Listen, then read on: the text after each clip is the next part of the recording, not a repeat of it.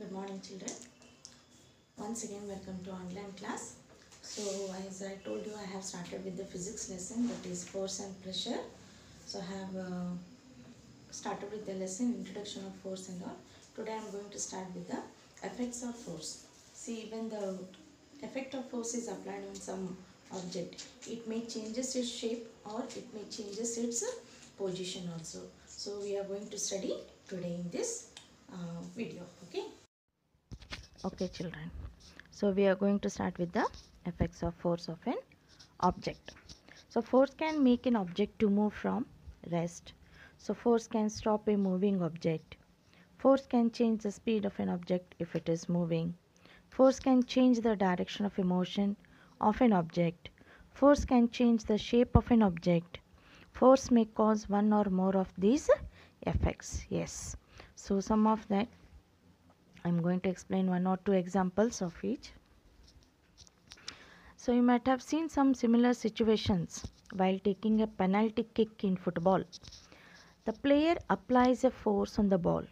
Okay, before being hit, the ball was at rest, and so its speed was 0 because it was in the rest position. So its speed was 0. The applied force makes the ball move towards the goal.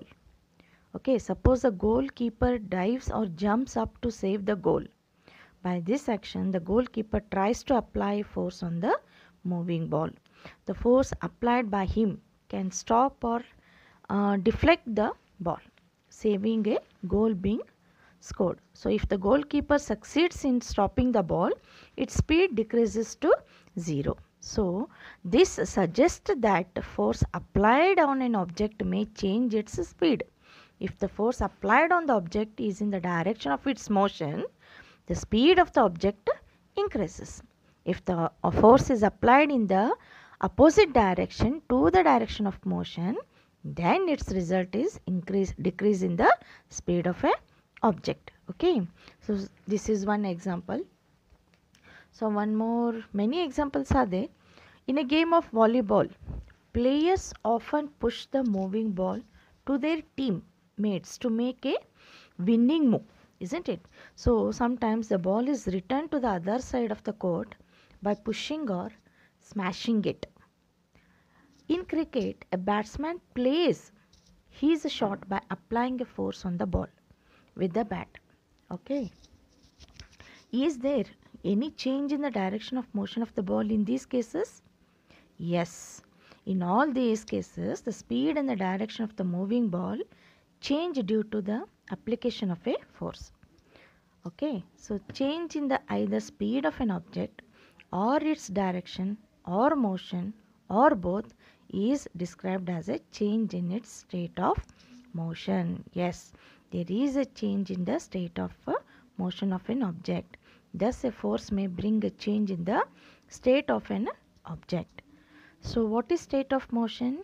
The state of motion of an object is described by its speed and the direction of the motion, means in which uh, object is moving, in which speed it is moving. Okay, the state of rest is considered to be the state of 0 speed. An object may be at rest or in motion, both are in the states of motion. So this application of force would always result in a change in the state of motion of the object. Okay, so many more common experiences are there in day-to-day life that state of the motion will be changed by applying the force. Okay, for example, one more heavy box may not move at all if you apply the maximum force. Okay, so again no effect of force is observed when you try to push a wall. This is one example that force is not in result, means force is, if you apply the force also, work is not done. Can you push the wall, children? No. So can you push the heavy box like? So if it does not move, that means that work is not done. Means if you apply the force also, there is no result. Okay, so this is also example of state of motion. Next, force can change the shape of an object. Okay, your mom will be mixing the attas, okay, wheat atta and all, for doing chapati and all. A lump of duff on a plate when she mixes the atta with the both the hands, so applying the water and all, so after some time it will take some shape of the atta. Okay, with the two hands she apply the pressure or force on the atta to make it a dough, isn't it? Okay, this is also one example. So with atta it has changed into dough. Spring fixed in the seat of a bicycle. By sitting on the seat, if when you sit on the bicycle, it presses downwards, isn't it? It changes its shape. It changes its shape. A rubber band suspended from a hook or a nail fixed on a wall, even it changes. By hanging some weight for it, it may change its shape. So these are some examples which change the shape by applying the force, isn't it?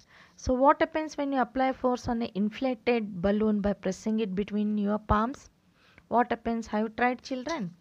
Yes, it burst. Okay, it changes its shape. So in all these examples we see that force of an object may change its shape, isn't it? Yes. So having performed all the activities, so we come to some conclusion that force may make an object move from rest. It may change the speed of an object if it is moving, or it may change the direction of the motion of an object, and it may bring about a change in the shape of an object. It may cause some or the all of these effects. So while force may cause one or more of these effects, it is important to remember that none of these actions can take place without action of a force. Thus an object cannot move by itself, it cannot change speed by itself, it cannot change direction by itself, and its shape cannot change by itself, isn't it? So we have proved this. Unless until you apply the force on any object, it will not move. Okay, it will not move from the stationary position or from the rest position. So it will not change the shape of the object unless you apply some force on it, isn't it? So these are the some examples what we have learnt in this. What is that? Force can change the shape of an object, and force can change the state of the motion also, isn't it, children? I hope you have understood. Okay, thank you.